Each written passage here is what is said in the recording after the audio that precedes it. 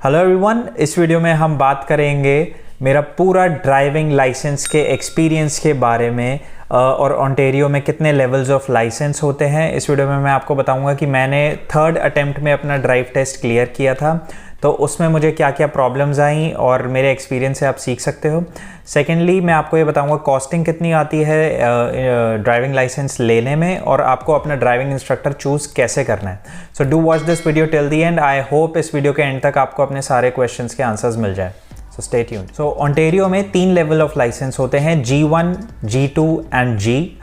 G1 होता है आपका लर्नर्स लाइसेंस और उसकी कॉस्ट आती है around $158। G2 is your road test which is around $53 and G which is your full licence, उसकी कॉस्ट है $91 and it is your road test on a highway. So सबसे पहले G1 के बारे में बात करते हैं। G1 में 40 क्वेश्चंस के MCQs होते हैं, 20 रोड साइंस एंड 20 रूल्स। वो दोनों में आपको 16 इंडिविजुअली स्कोर करना होता है टू पास द एग्ज़ाम। अगर आप उस दिन पास नहीं कर पाए तो ऑन द स्पॉट ही आप उसको रीअटेम्प्ट कर सकते हो with an additional fee of $16। So I would suggest आप वही कर लेना। एंड G1 की प्रिपरेशन यार बहुत ही ईजी है। एंड्रॉयड प्ले स्टोर पे आप G1 डालोगे तो आपको 10 ऐप्स मिल जाएंगी। मैंने जो यूज़ की थी वो थी G1 Genie। उसको आप 4 बार अगर कर लोगे ना उसके टेस्ट तो ही आपका एग्ज़ाम क्लियर हो जाएगा। It is very much easy. तो जब मैं G1 देने गया तो मैंने तभी उन्हें DL एक्सट्रैक्ट अपना सबमिट कर दिया था जो मैं इंडिया से लाया था। DL एक्सट्रैक्ट देने के बाद I was eligible for giving directly the G road test. अब जब आप टेस्ट G1 क्लियर कर लोगे वो आपको एक पेपर फॉर्म में लाइसेंस देंगे। वो पेपर फॉर्म में लाइसेंस आपका it is as good as the card वाला लाइसेंस। कार्ड वाला लाइसेंस आपको घर पे आएगा पोस्ट में, तब तक आप वो पेपर लाइसेंस यूज़ कर सकते हो। तो जब आप अपना G2 या G बुक करने के लिए ऑनलाइन उनकी साइट पर जाओगे तो लाइसेंस का नंबर एंड डिटेल्स वगैरह मांगेंगे विच इंक्लूड्स की लाइसेंस की इशू डेट क्या है एंड एक्सपायरी डेट क्या है। तो जो आपका G1 का लाइसेंस होगा ना उस पर एक्सपायरी डेट होगी 3 मंथ्स की, तो आप वो डालोगे और वो एक्सेप्ट करेगा ही नहीं। तो ये बड़ा उनके सॉफ्टवेयर में ग्लिच है या क्या है, कोई बताता तो है नहीं। तो एक्सपायरी डेट ना आपको 5 साल की डालनी है। तो G रोड टेस्ट देने से पहले मैंने अराउंड 6 ड्राइविंग के लेसन्स लिए थे एंड उसके बाद मैंने अपना टेस्ट बुक कराया था। तो G रोड टेस्ट में मैं थोड़ा सा लकी था बट फिर भी मैं अपॉर्चुनिटी को ग्रैब नहीं कर पाया, इसलिए मेरा टेस्ट फेल हो गया। अब क्या हुआ कि यहाँ पे रोड टेस्ट में ना बहुत ज़्यादा बैकलॉग चल रहा है, तो उन्होंने पार्किंग्स वगैरह सब मेरे रोड टेस्ट से हटा दिए हैं। जनरली होती है उन पार्किंग्स में आपका इंक्लूडेड होता है up hill down hill parking, parallel reverse parking, 3 point turn and forward parking. तो वो सब मेरा नहीं था। G टेस्ट में मुझे सिर्फ हाईवे पे एक राउंड लेकर आना था और हाईवे पे लेन चेंज कराई उन्होंने। तो लेन चेंज वगैरह सब सही हो गई। जो आखिरी मेरी रेड लाइट थी ना ड्राइव टेस्ट सेंटर से पहले, जहाँ पर अब वापस राउंड लेके हमें आना था, उस लास्ट रेड लाइट पे मेरे से आगे वाले बंदे को राइट लेना था और मुझे सीधा जाना था। तो जब वो राइट ले रहा था तो राइट लेते लेते वो रुक गया। 3/4 लेन मेरी क्लियर हो गई थी, उसका थोड़ा सा बम्पर रह गया था मेरी लेन में। तो आगे लाइट ग्रीन थी। अब मैंने वही अपना दिल्ली वाले स्टाइल की तरह हल्की सी कट मार के जो है गाड़ी निकाल दी। तो जो मेरा एग्जामिनर था वो कहता no I can not pass you, आप ये टेस्ट फेल हो गए हो सिर्फ इसी गलती की वजह से, बाकी सब आपका ठीक था।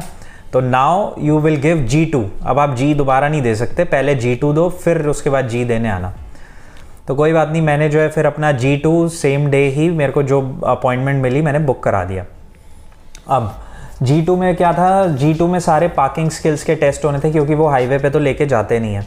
तो G2 में मैंने एक क्लास ले ली अपना टेस्ट से पहले कि भाई ऐसे ऐसे पार्किंग करनी है, reverse park, parallel park, up hill down hill. तो वो सब मेरा सही हो गया। अब G2 में मैं फ़ेल क्यों हुआ? अब ये मेरा सेकंड अटैम्प्ट था। फर्स्ट वाज G जिसमें कोई पार्किंग नहीं थी, सेकंड वाज G2 जिसमें मेरे को पार्किंग करनी थी एंड हाईवे नहीं था। तो यहाँ ना यार लेफ़्ट टर्न पे फंस गया मैं।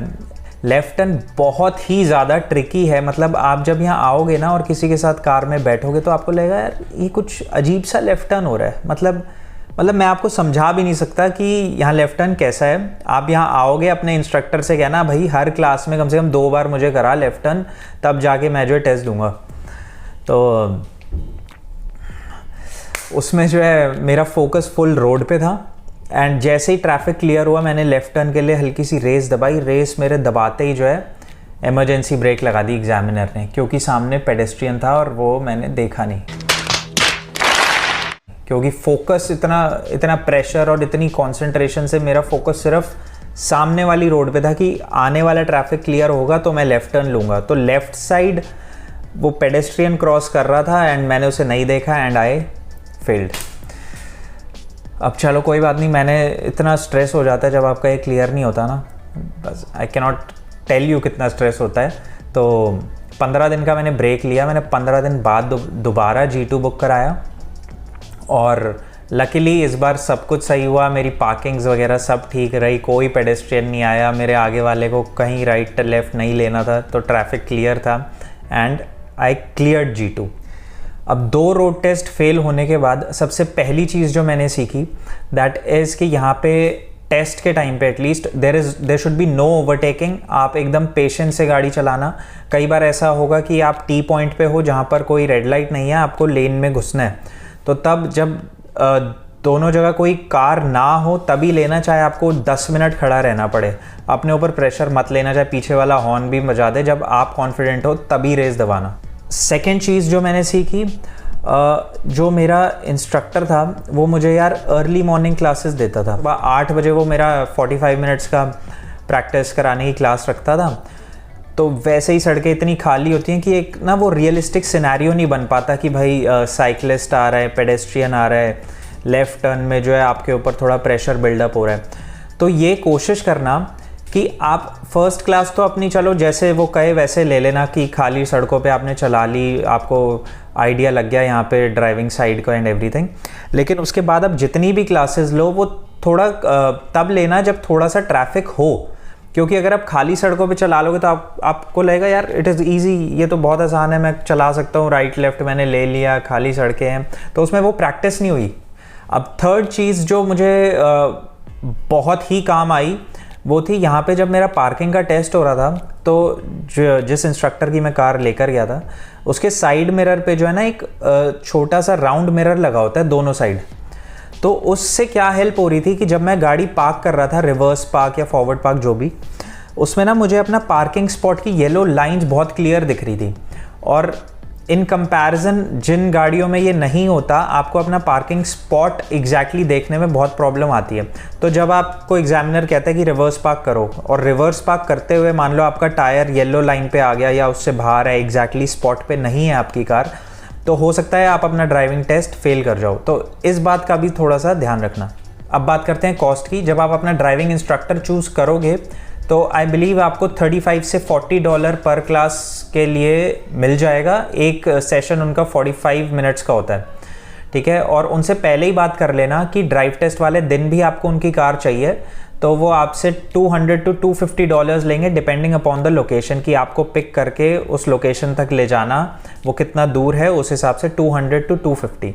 अब थर्ड चीज़, कई ड्राइविंग इंस्ट्रक्टर्स आपसे कहेंगे कि आपको ना हम वहाँ का बुक करा देंगे, वहाँ पे ट्रैफिक कम होता है, इस जगह पे रख लेना अपना टेस्ट, लेकिन उसके लिए हम आपको $100 एक्स्ट्रा चार्ज करेंगे। तो ये आप $100 उन्हें बिल्कुल मत देना। आपको इंस्ट्रक्टर सारी चीज़ें सिखाएगा, right and left blind spot check करना, stop sign and always stop sign में डिफरेंस। और जहाँ पर भी आपका रोड टेस्ट हो, मैं ये एक चैनल का लिंक दे रहा हूँ डिस्क्रिप्शन में, इसने जो है ऑलमोस्ट ऑन्टेरियो के सारे रूट्स कवर किए हुए हैं। तो टेस्ट पे जाने से पहले अपने रूट को ना 2-3 बार देख लेना वीडियो में, और हो सके तो उस इंस्ट्रक्टर से भी कह देना कि यार हमें टेस्ट से पहले एक राउंड कटा दे, क्योंकि मैंने तो ऐसा किया था तो उससे काफ़ी ज़्यादा हेल्प हो गई थी। आई होप मैंने आपके मेजर क्वेश्चंस का आंसर दे दिया होगा इस वीडियो में। अगर आपको अभी भी कोई डाउट है so you can comment below और message me on my Instagram and I will be happy to help and solve all your problems. तो प्लीज़ मेरे को सपोर्ट करने के लिए चैनल को लाइक एंड सब्सक्राइब कर देना, थोड़ा मोटिवेटेड फील होता है और आगे अच्छी वीडियोज़ बनाने का मन करता है। So catch you in the next video, till then bye.